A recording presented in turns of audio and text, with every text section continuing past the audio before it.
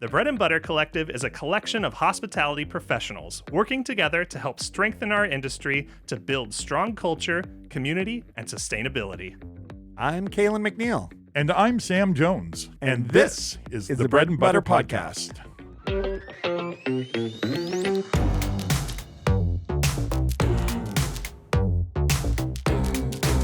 Hello, it's Calen McNeil from Big Bow Burger. And Sam Jones from 2% Jazz. And we're both from the Bread and Butter Collective. How are you, Sam? How's your week? Damn, my week has been great. Super positive. I'm trying to work on the understanding of a new tool.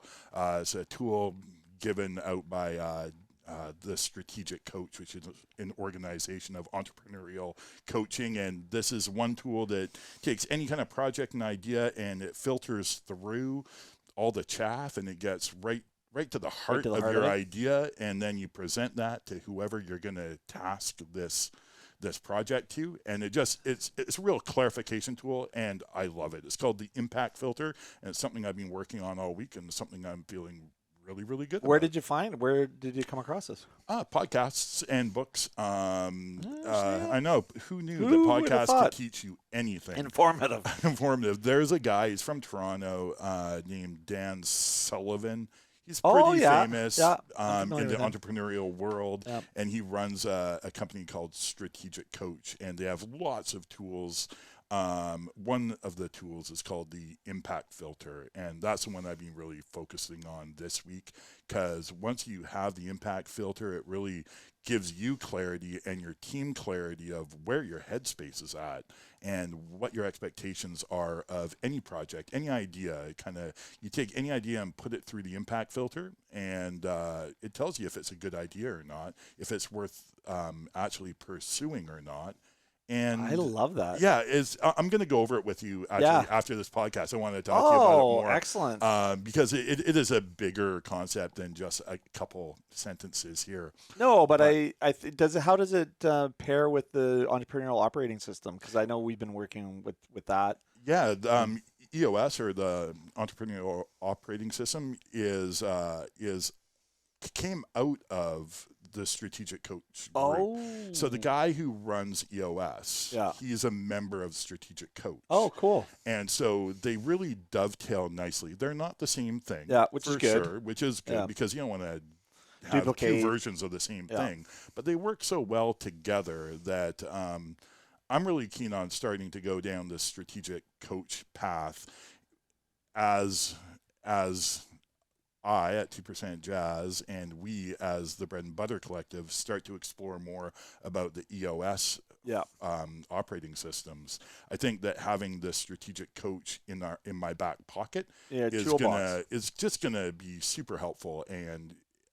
And just through this week, just exploring this one tool that they offer, it's really opened my mind up to so many other things I can do, and it's got me excited. It's given me a little bit of fire in my belly. Oh, I love the impact filter. Super just the name of it. I don't know. My mind goes to actually executable change. Yeah, and I think that is such a.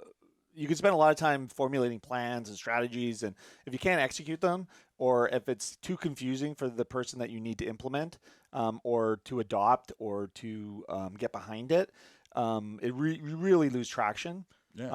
I know for me this week, it was I had a couple moments where we're trying to implement the living wage program at Big Wheel, and there's some unique things in our business because of our volume and the state of the labor market. We really need to lean into some serious training of our staff. And this past year, some of our stores have had tremendous turnover like others have. And we try to determine whether it's something that we're doing wrong, or is it just a fluke or coincidence? Like one store had a whole bunch of friends that worked together and they all decided to move on together. So you kind of think, it's hard to tell whether it's something, tangible or something we did or systemic in our organization. So when we're doing that and trying to implement a system, you can burn a lot of cash immediately switching over, which you did. And I think the advantage of your organization doing it the way you did it is you had a slightly smaller group of people per store. So, and your margins are a lot higher for what you're doing. Our margins in our our business, our gross profit is if we're lucky, if we get 35% is our goal, but if we're doing poorly, we're at 28%. Now this past couple months, our labor has really creeped up. So I don't want to tip us over a cliff. So the other thing that came to me, and the thing that we're grappling with the team, and this comes, and I can't wait to learn about the impact filter, but I think my sense of it is the struggles that I've been having, because I've been trying to get my team to start figuring out how we can implement it, and then also improve our training and get our staff to understand that it's a two-way, it's a compromise from both, or it's a commitment from both ends, where we're going to commit to a living wage, and you guys need to commit to being efficient and productivity gains, and getting the best out of both of us, getting the best out of our efficiency with capital and the best out of their efficiency with labor, right. And that will allow it to be successful. And I put it to the team because I was stumbling on how to get it going, and I did all my research, I did all my planning, went through schedules and how the schedules look and all this stuff, and it was just turning me inside out. So I finally just said, I'm going to just give it to the team, like our senior leadership team, to go, okay, implement it. Like, just get me a plan that you think might work. And from that, they discovered that how we're running right now, it can't work in the way we need it to work. So that was like a light bulb moment for them. Mm-hmm. And for me, I knew it was going to be trouble for them. And I knew there's a reason why. Sometimes you can't necessarily put your finger on the reason why it's not working, or why you keep tripping over yourself, or why it's just not coming together. And this is, for me, it was a really good lesson, because I was expecting them not to come with a plan, or to come with a plan that was probably going to be, they're like, wow, this really doesn't work. Right. And they kind of did. They said, this kind of doesn't work. And at that same time, I had this idea, or this epiphany of I used to do karate when I was growing up, and I try to model some of our stuff over, because Big Wheel to me is a character. So it tells a story, and Big Wheel flies, and Big Wheel climbs Mount Everest, and Big Wheel was a Time magazine. We have this photo wall on our walls at all the restaurants of just this imaginary Big Wheel character. It's not me, but it's like Big Wheel, like I like a breakfast sandwich, so I put a breakfast sandwich on our menu, that type of thing. So I did karate. So I thought about the skills training called, like the black belt masterclass of, shakes, and masterclass of burgers, and masterclass of fries, and masterclass of hospitality. And then taking it up a notch and go masterclass of entrepreneurship, where your manager is really an entrepreneur. So creating a Big Wheel entrepreneur. So that, all of a sudden, the light bulbs went on for everybody, because now we have a training program that we can implement that can tier people up in stages and wages. And once they get through the program, everybody understands the rules. You get this ticket, you get that ticket, this ticket, and turn it into a profession, or back to a profession again, and create that pride, but then also create those escalating things. So then all of a sudden, everybody that's in the program is trained, competent, and they're making a living wage at the end of it. So yeah, it was one of those same kind of light bulb moments, I guess. And now the team is behind it and excited about it, because now it's actionable. Right. And we're going to, instead of putting the wage before the efficiency and productivity, we get the productivity and efficiency done in a fun way, and fits our brand. And also we can then attract new staff into that model, versus just saying, okay, you're making a living wage, and now you then have to go back and try to figure out how you're going to train them so that we can actually not go broke by doing it. So that training is going to be like a tiered system of education, with the result being you get better employees that get paid more as they escalate their education in your business? Yeah, exactly. Huh. So that's great. Yeah, and the concept is in its infancy, but there's other, there's a Chipotle, I'm pretty sure it was Chipotle, yeah, it was. There's some videos of how they do certain things, and that was the inspiration. And Jeff Hetherington, who's our purchaser, has been doing some research on this stuff, because him and I have been talking about it. We're kind of the big dreamers, and we're just kept grappling with the same problem. But now I think we've got something we can, action on. Well, I think having those big ideas is all of our jobs, right? as entrepreneurs, we're the visionaries of our company. And yes. we're the ones coming up with the big ideas. We're not necessarily the implementers of those ideas. So this is where the impact filter might come in, taking those big ideas and putting yourself, like transporting yourself into the future time and place where those ideas have been implemented perfectly. And what does your world look like? And then working backwards from that future point in time where everything is working, and how did you get there? Yes. And that's kind of what the impact filter does in a very basic way. It just adds a lot of clarity to your ideas so that you can then not be the who, you can take that how and give it to a who to figure out. Yeah, absolutely. And that's the thing. And a lot of these things, it's usually tested through this process. And I knew there's an issue with us implementing it because it took so long and we're just butting our heads and just banging our heads against the wall so much. And rather than just giving up on it, we sort of just kept breaking through and trying a different way and a different angle, because we have a training program that we thought was decent, right, but it was missing the measure and monitor, because we hired like 6 managers about a year ago, and we wanted to boost our management team. Mm-hmm. So we did a manager training program for assistant managers and managers, and we hired 6. Fast forward a year, which is just over now, we only have 1 of them left. Wow! So really? That's a sign of a problem.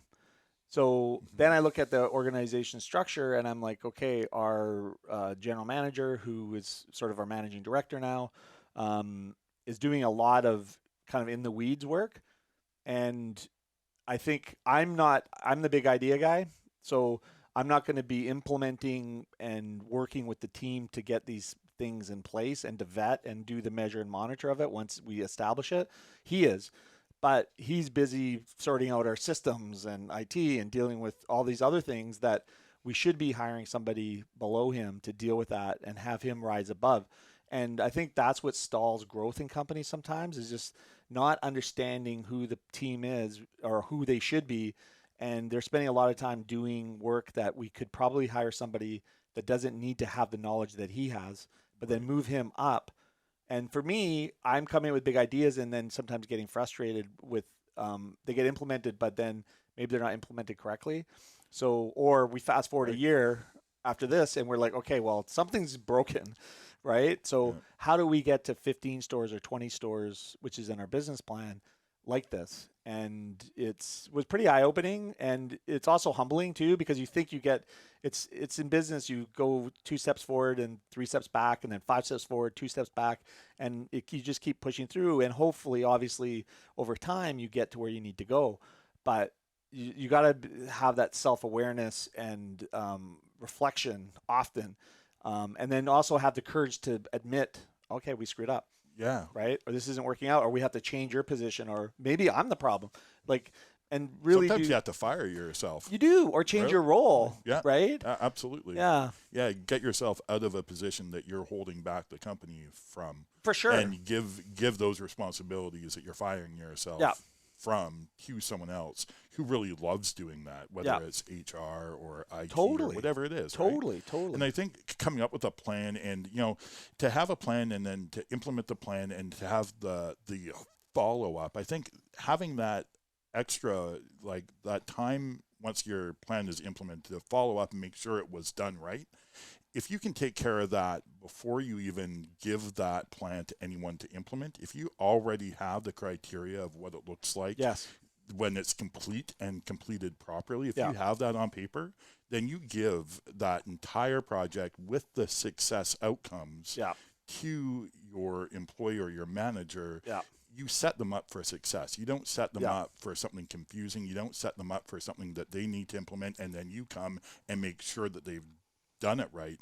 They already know they've done it right because you set out that criteria before you even talk to them about the idea. Like a business plan. Like a business plan. Basically a mini business plan. It is a mini business plan for any idea you have. Yeah, exactly. And I think one of the things too with that, and this has come up too, it's such an interesting time because, COVID has exposed so many cracks in our industry, as we've talked about many times.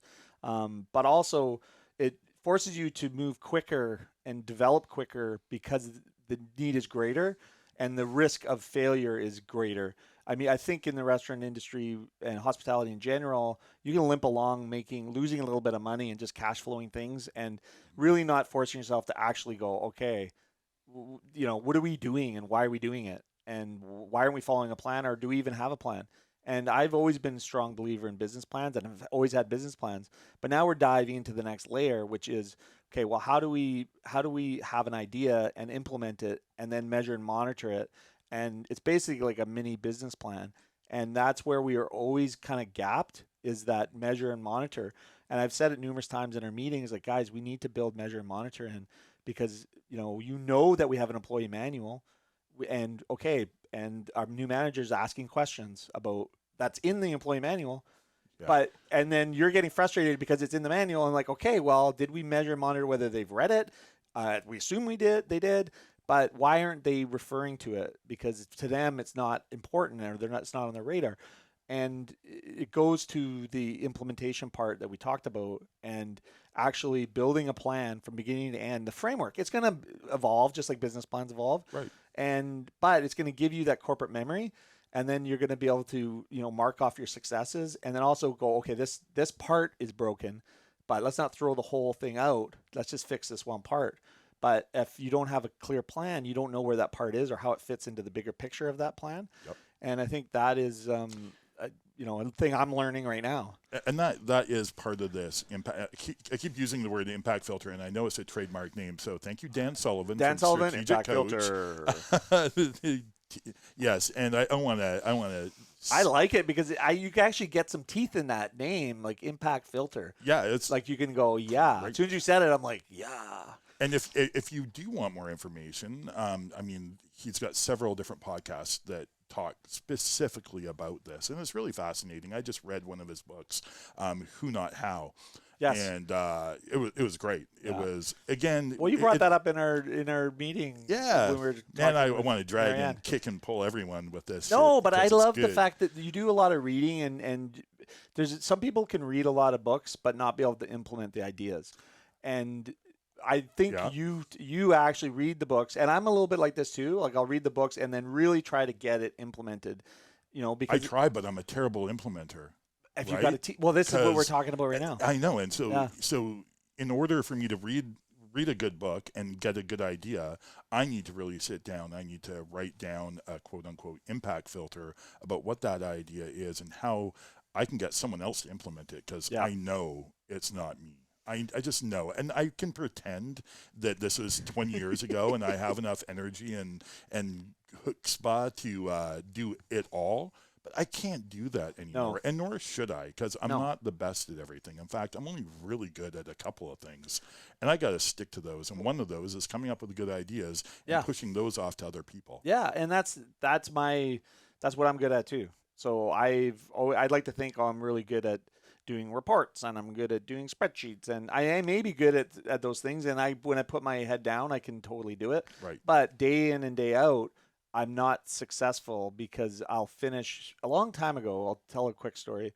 I go to a psychologist. And I've gone for 25 years. And in this period of my life, I was like, I think I have a problem completing things. So I really worked with her on trying to figure out why I can't complete stuff. So I'd start a lot of projects and just kind of either get bored or just, to me, it was like a fear of failure, a fear of, okay, if I build this like I plan it and then it doesn't work, well then, okay, well, if I just build it and just share the idea around and people can go, oh yeah, it's good, but never really take the time to implement it properly, then you just go through life. And then, after that session, it changed how I view finishing projects and starting projects and stuff. And that's where I came to the conclusion of, I need the implementer. I need someone to finish it off, because that isn't a skill set. So it's good to understand it. And just like you said, knowing what your skill sets are is good. Know your limitations as well. Know your limitations, and also know the avenues in which you're going to be able to pursue and be successful, and build that team around you, and have those conversations with those implementers and say, just like I had with my, managing director, is, okay, you're in the weeds. You've been in the weeds a while.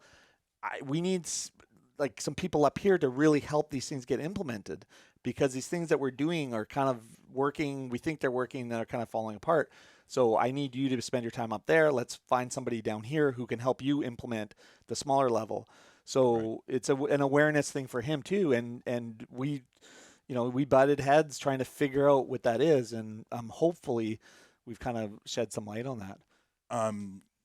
I would think if it were me, I would be thinking about ways I could help this person get through all those obstacles for them. And one way I would think to do is give them the autonomy to hire someone to help them get their done. Well, the first thing I said to him is like, why don't you hire somebody? Well, it's going to be $50,000 or $60,000. I'm like, okay, well, we had a really good year.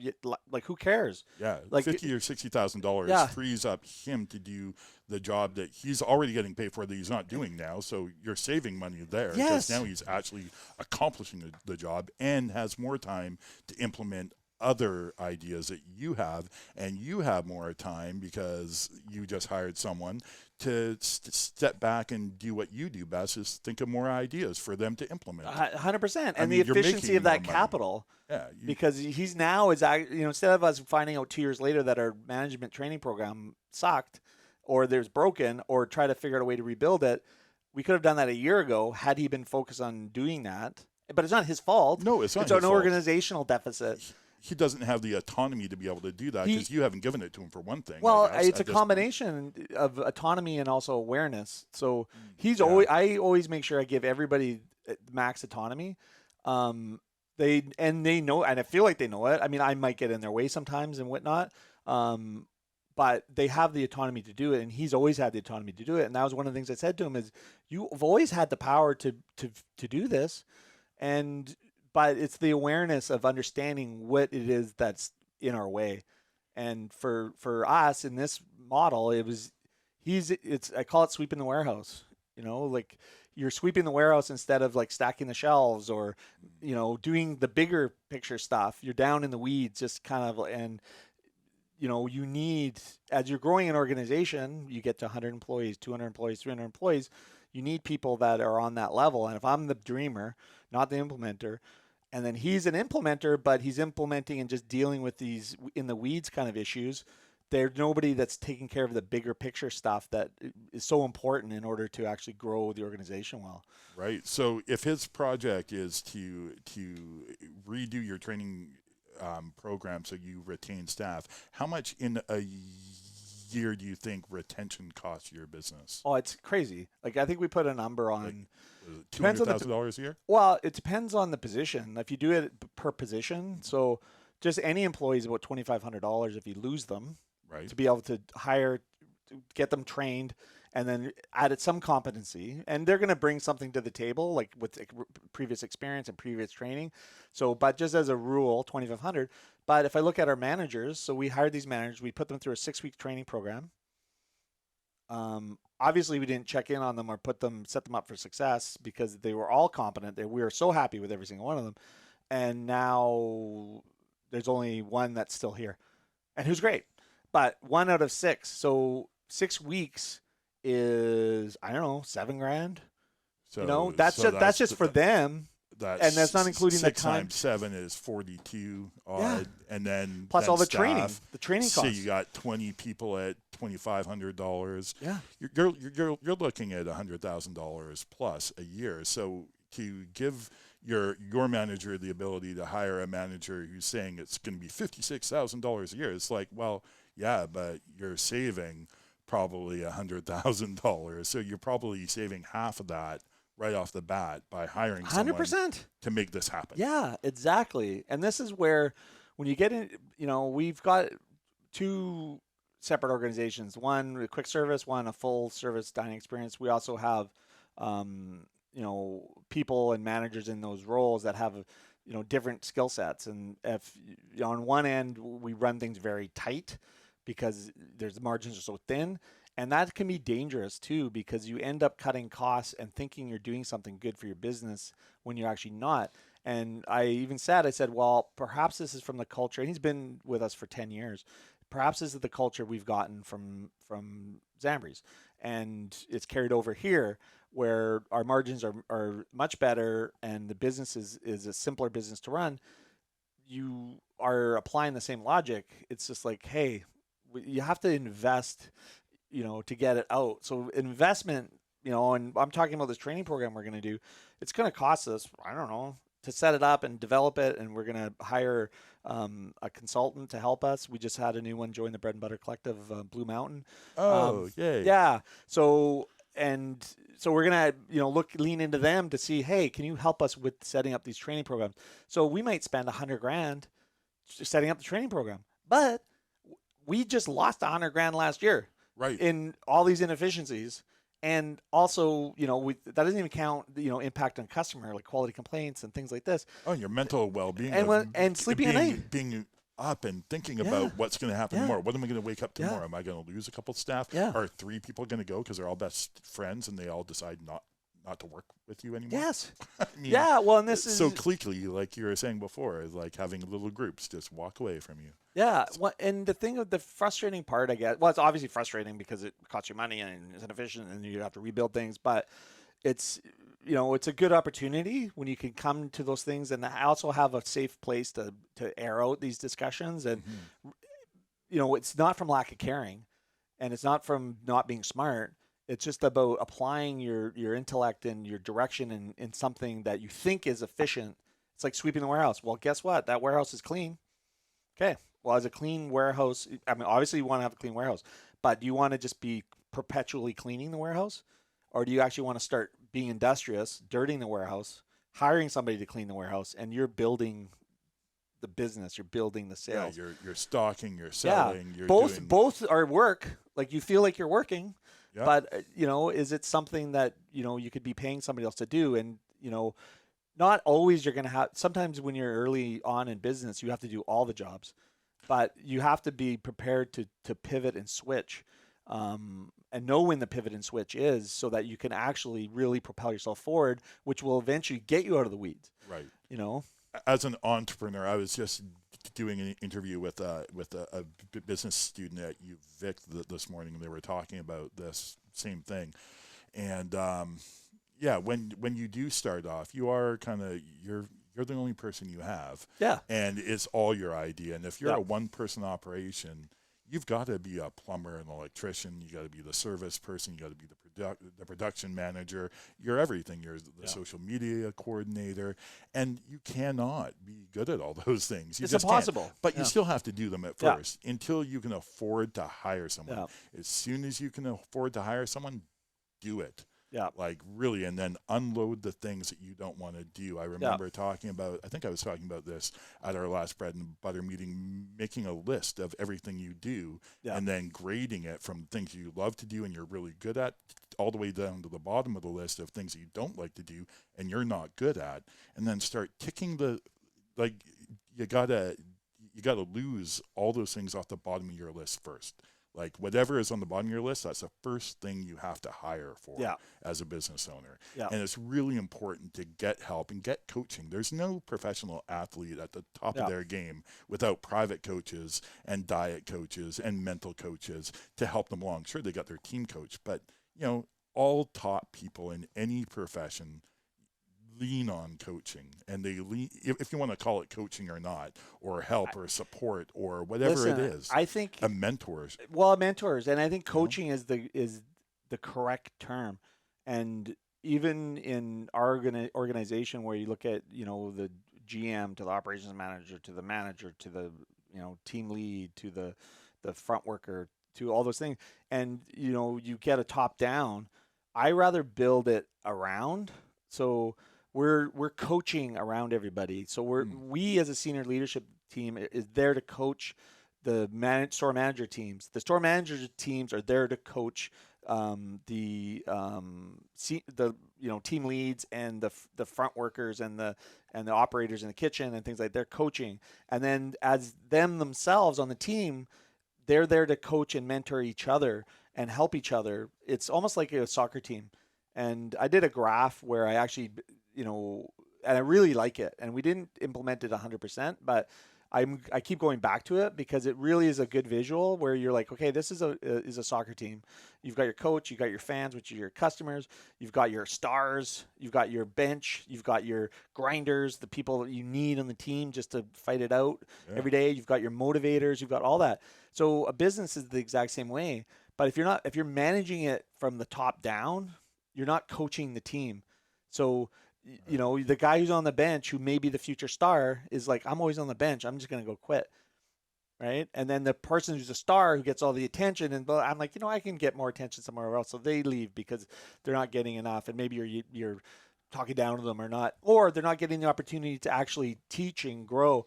So identifying all your team, like who's your team and who's the stars, who's the workhorse, who's the bench warmer that you need, who's going to fill in when somebody goes down and then how are you going to help propel everybody up? And I think it's a reflection of life in general. You can't go through, life and just have, people on the bottom who can't feed themselves or can't house themselves or knowingly dealing with systemic issues based on race or, you look at the indigenous issues and what's gone on there or, African Americans in the U.S. and you cannot just say, oh, well, that's over. It's not my responsibility. You have to understand what they bring to the table and what their roots of their history are in order to be able to actually make the best of them, and have them rise up and have them rise up your business too. And, it's a little bit deep in the weeds with that, but it really is about building a strong team that you can, bring out the best of everybody. But if you're like, oh, I'm the boss, you do as I say, you're not really coaching. Well, you're not asking for engagement. You're asking for someone to do something. Yeah, it's a servitude relationship, right? Is, yeah. And they're only doing it because you're paying them to. Exactly. They have no skin in the game. That's right. And then what you do, it's so one-dimensional because it just becomes a contractual relationship. Yeah. There's no heart. There's no soul. They don't necessarily have your back, and they don't really care because that's not a caring relationship. If you embrace them as their coach, and not everybody, some people aren't coachable, but not everybody wants that. Some people just want to do their job, and that's fine. But every player has a role to play to make a team, and you're not going to get a Stanley Cup or a World Championship or any of those things if it's just top down, do as I say, and you're not building. And looking into the future and mentoring people and moving people in their place. Like not everybody can flip a burger. Okay, well, guess what? I bet you might be a star fry guy. So you're going to be our star fry guy, and then you're going to train all the other people to be fry guys. And you know what? This person doesn't like cooking fries, but maybe they're a great shake guy. Well, you know what? Maybe they're really good with customer service. So let's figure out where your team is, and then building it, but coaching it, coming from a human standpoint, but also a mentoring standpoint. And I think, if you can really get that in, but then that goes again to planning and the visualization and then also all the little steps. So it's building a plan around the plan to coach versus, the hierarchy or the traditional way of businesses have been run for decades. Yeah, which is to make profit on the backs of their employees, really. Yes. And that's not what we're doing anymore. That's not the new way of doing business. The new way of doing business is just like what you're saying, is that you need to put the vision out really clearly from your head onto paper and then share that with everybody in your organization. 100%. And when everyone knows what the future looks like for them, for you, for the business that they're working for, then they have direction. Yeah. And they're not just coming to work for the day and then going home and then coming to work the next day for no future. Like this gives them something to work towards and to become part of. And when people feel like they're part of something, even if it's a job, if they feel part of that, they're going to work harder, more efficiently, and better for you. They're going to be less stressed too. Right. They're going to see you're going to start aligning values.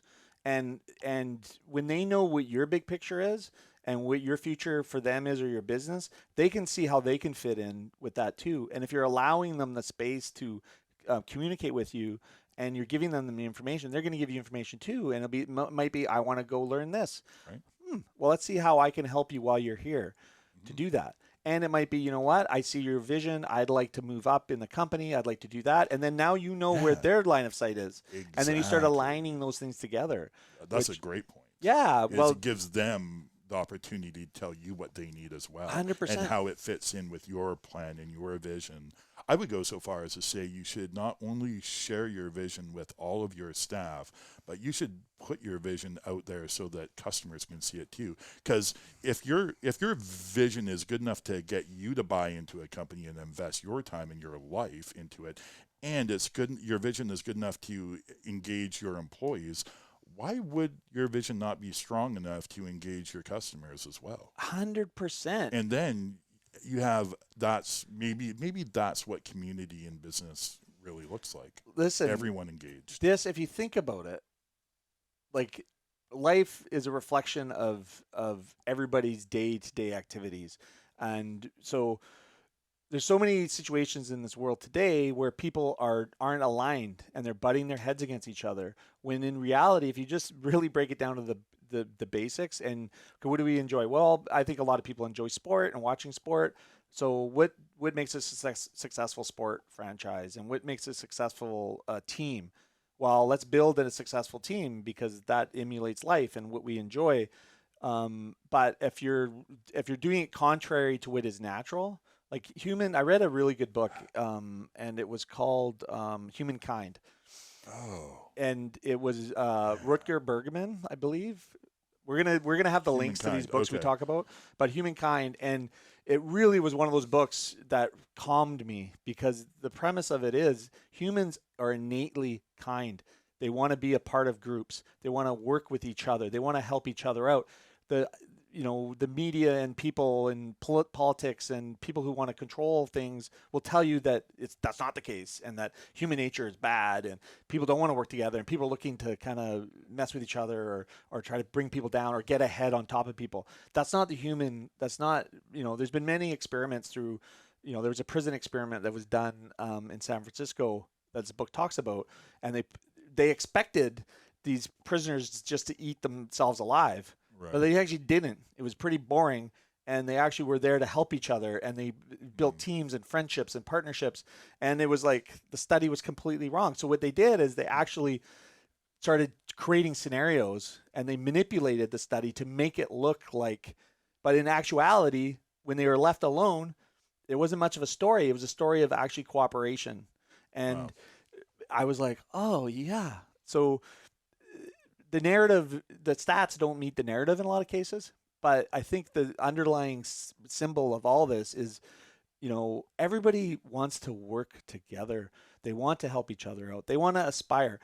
Not everybody's aspirations and goals are aligned, right? But working on aligning them will increase your chances of success, in my mind. So that, I always approach people as like, hey, what are you doing? What are your future goals? What do you do outside? How's the family? Blah, blah, blah. And if somebody comes to me, oh, I've got this, and I'm like, oh, interesting, let's talk about that.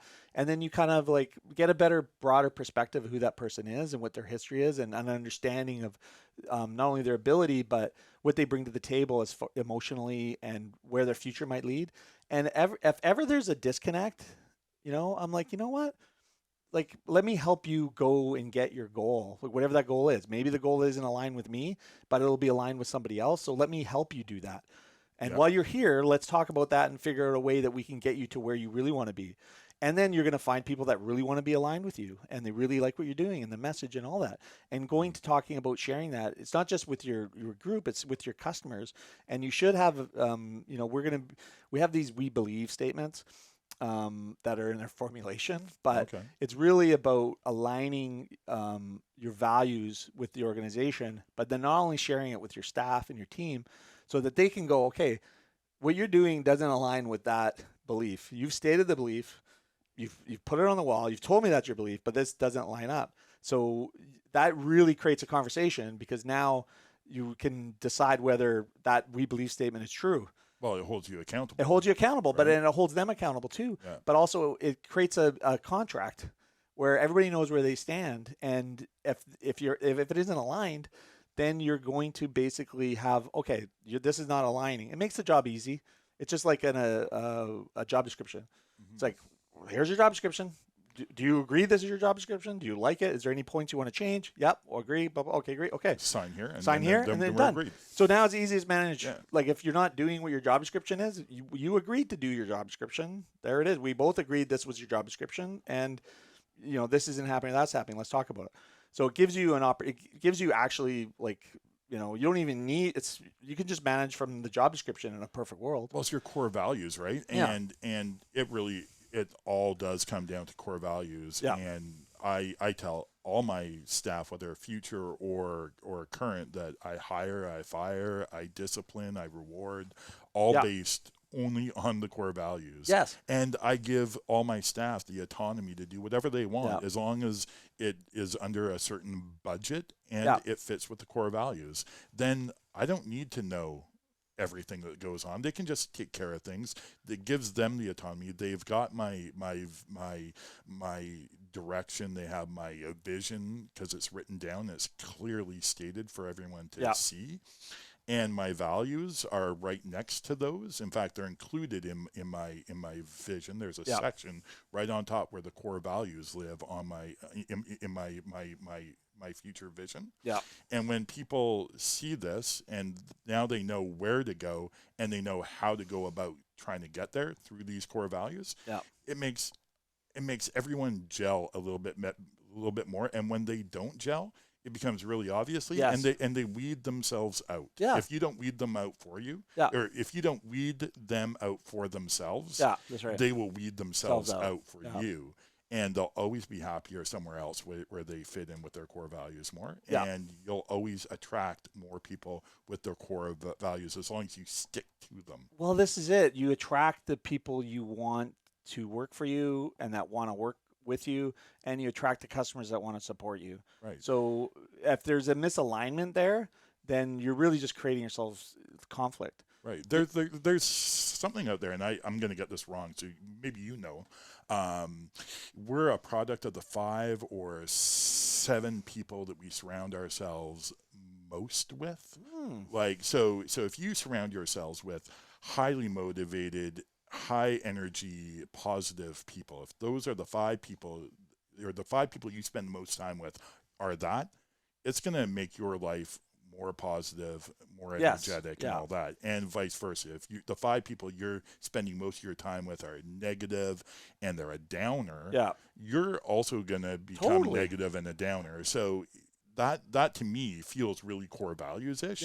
And if you surround yourself and your team with only people who share your vision and your core values, not only do they get stronger and stronger, it becomes exponential. It becomes to a point where there's no room for anything else except positivity and your core values and your strength and moving towards your goals. Like there's no other way it can work because you're surrounding yourselves with people who believe that. Yeah, and like-minded. Yeah. And everything's aligned. Now, the other component to this, which is something I'm working on now, is a decision-making tree that aligns with your core values and your mission. So I think, a situation came up in our business recently where I felt that, I understand, and everybody on our team understands what our 5 core values are, and purpose statements, and we believe statements, however you want to call it. And when you're making decisions for your business, not every decision has to follow the tree where you're like, okay, does this align with my 5 core values? This decision. And then how can I make the decision that will align with all 5? And sometimes you're going to get 3, and sometimes you're going to get all 5, and sometimes you might only get 1, and there is no other choice, that you're just going to have to sacrifice those 4. Ideally, you get to the point that you never have to sacrifice any of that, and every decision you make aligns with your core values. Because at the end of the day, if you're going to be at risk, you're only going to be exposed if you aren't in line with your core values. As far as risking your customers, risking staff, risking the future of your business, risking finances, all of those things, if you truly believe in your core values, will be aligned if, when you're making a decision, okay, how does that align with that value, this value, that value, that value? And we're like, okay, well, let's do it this way, which will help this value. Oh, well, that impacts this value over here. Okay, well, let's figure out how we can make it align with all of it. And that is the perfect decision, because it's just like when you're doing something and you're like, well, what's the right decision? Well, the right decision, in your heart, because it'll feel good. It'll be easy. Sometimes decisions are hard, and sometimes you have to make it, but you're going and knowing that. But most of the time, I don't lose any sleep on anything because I always do the right thing. Like, what's the right thing? And you identify 5 right things about this, and you're like, okay, that's the right decision. It may hurt me financially. It may not end up this, but I'm going to have my integrity. Yeah. And the key part of this is aligning your decisions with your integrity, which is your core values. Yeah. Right. And I think that's. Yeah, I think you're right. I think that no matter what obstacle we have to get past and whatever decision we have to make to move forward with stuff, it's not easy coming up with the answers. But when you have the answers, when you think about it in terms of your core values, it's much easier to agree to a solution when they fit in your core values. Sometimes it's just hard to come up with the ideas, but that is our job, to come up with solutions to problems that fit our core values that everyone in our team can abide by. Totally. And it makes the decisions easier. That's a hard job for some people, and it's easier jobs for other people. Like, we all have our talents, right? Exactly. But you know that you can move forward knowing that it aligns with your core values. So then you're bulletproof. Yeah. You know, it's just like we just recently had an election in Canada. It's like, my frustration with politics, regardless of what party you're in, is just a complete, utter lack of integrity. Yeah. And why can't you answer a question, and why can't you just put what your views are out there and defend it without changing the subject or squirming away from it or whatever? Like, just own it. Yeah. Well, right? There's no core values in politics. It feels like. I know, and that's the problem. They fake them. Listen, everybody leans in, politicians always lie.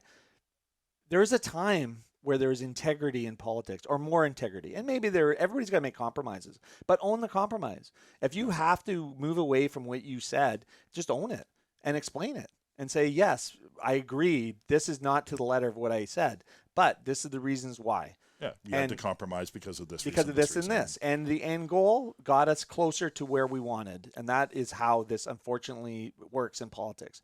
And you know what? People respect that because you're being honest with them. Yeah, they do respect. People respect truth. They respect values. They respect clarity. What they don't respect is the opposite of that. Like, no clarity. I mean, try to make a decision and pass it on to your team with no clarity, and see how much respect you get for your choice. Well, what you're doing, you're skating on a pond that is barely frozen. Yeah. Because maybe if you just really tiptoe, it won't crack. But the second somebody calls you out on it or asks you a question or whatever, it's cracking, and then you've lost everything because you don't even know what you're doing anymore. You've got no defense for. There's no defense from anything. Yeah. Whereas you just align your values and your core principles, and then show integrity. Guess what? The result is going to be great. And you know what? You could be making, you might start a business with just bad ideas, and your core principles are just bad. You're going to find out that really quickly, right? Because you won't have success. But if you think it through and have a business plan and have your core mission statement and your core values and just align all your processes around that and share it with your team, you're going to have success. I agree, 100%. And on that note, wow. Well, that was a great topic out of presumably nowhere. Listen, the beauty I love about our podcast and actually just sharing these podcasts with you is it's just a great way. We feed off each other well, and I think we both come at it from the same place, and that's these conversations just go. Original idea was we were going to do origin story. I'm really interested in your origin story. We've been doing origin stories in the podcast. A lot of local restaurateurs and business people will be sharing their origin stories, because I think just like asking your neighbor where they come from and understanding their background and what challenges that they've had, understanding where people come from allows you to get to know them and allows you to understand that you're supporting them not just for what they're doing for you, but what they've done for others and what their vision is and what their mission is. And that's where the richness of life comes from. That's where friendships blossom. Yes. Yeah. And then all of a sudden, if somebody does something, if they don't give you the right service or whatever, you're more sympathetic, you're more gracious. Maybe you ask them, oh, is your day okay? Like, why, and that sparks a conversation and maybe find out something about them. Like, that's the richness of life. Like, all right. It's a wonderful thing we're doing here. So we are going to our next episode. I want to know about your backstory. I want to tell you all about it. I want to tell it to you in 22 and a half minutes. Oh, I love it. Last time I did this, it was a 3-hour conversation. Yes. We might need a counselor and maybe some beer from Herald Tree Brewworks or wine. Yeah. Or, we could figure that out. Yeah, I'm sure there's plenty to go around for us. Let's remember to be kind to each other. Yeah, and be nice as well. And be nice. All right. See you later, brother. We'll see you later, brother. Bread and Butter Collective's membership includes the following local businesses: 2% Jazz, 900 Degrees Wood-Fired Pizzeria, Agrius, Big Wheel Burger, Blue Mountain Solutions, Bodega Tapas Wine Bar, Brentwood Bay Village Emporium, Nourish and Charlotte the Quail, Victoria Chocolate and Company, Drum Roaster Coffee, Habit Coffee, Foo Asian Street Food, the Culinary Arts Program at Camosun, Cafe Fantastico, Fall Epi, Harold Street Brewworks, Hey Happy, House of Botang, Hoyne Brewing, Jenny Marie's Cracker Company, La Pasta, La Rue Patisserie, Mocha House, Part and Parcel, Poco a Pinto Bar, Pizzeria Prima Strada, Rain Dogs, Roast, Table 9 Consulting, Sherwood Cafe and Bar, Sweets by Selena, The Collective Wine Bar and Kitchen, The Drake, Tapa Bar, Taco Stand Al Pastor, Toque, The Whole Beast, The Wienery, and Zambries.